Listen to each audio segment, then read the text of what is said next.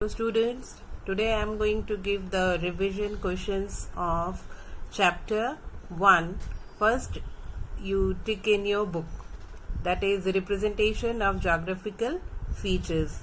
That from the exercise D, answer these questions in 10 to 20 words. That you have to write all the 1 to 8 questions from the book exercise. That is not ticked because all you have to do. And next, from the exercise E, answer these questions in 50 to 60 words. That questions you can write in your rough notebook, and you have to practice this all. That is, number 1, explain the significance of the conventional symbols used in maps. And next one, what is the need for scale, direction, legend, grid and title in a map?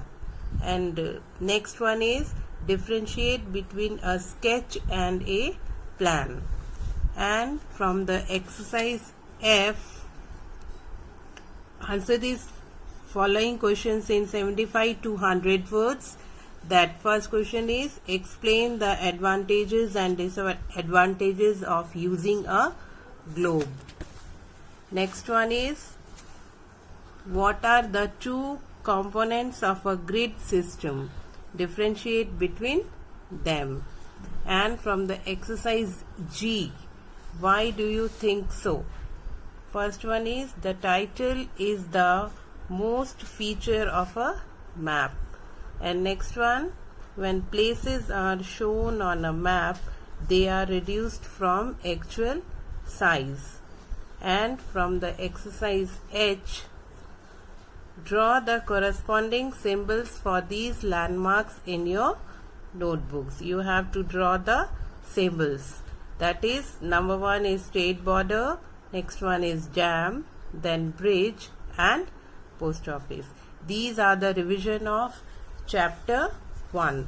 Now I am going to give the revision of chapter 2, major landforms of the earth. From the exercise E, answer these questions in 10 to 20 words. Same, you have to do all the questions 1 to 5 from the book exercise. And from the exercise F, answer this question in 50 to 60 words. Number 1 is, distinguish between endogenic processes and exogenic processes. Next one is, explain the formation of fold mountains. Differentiate between young fold mountains and old fold mountains, giving examples of each. Next one is, explain how rift valleys are formed and name the 3 major rift valleys of the world. Next, from the exercise G, answer this question in 75 to 100 words. Here, compare block mountains with volcanic mountains, state their formation and characteristics, and give relevant examples of each. And next is, how are plateaus useful to us? And next, from the exercise H, why do you think so?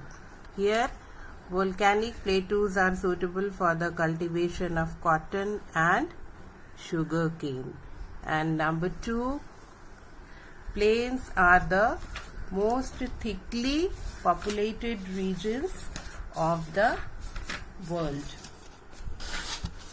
And from map work, you have to do this one on an outline map of the world. Mark the label the following, that is, the continents and one important mountain range of each continent except Antarctica. Then mark 2 important volcanic mountains and mark the Pacific Ring of Fire. These are the revision questions of these 2 chapters that you will practice in your rough notebook. Thank you.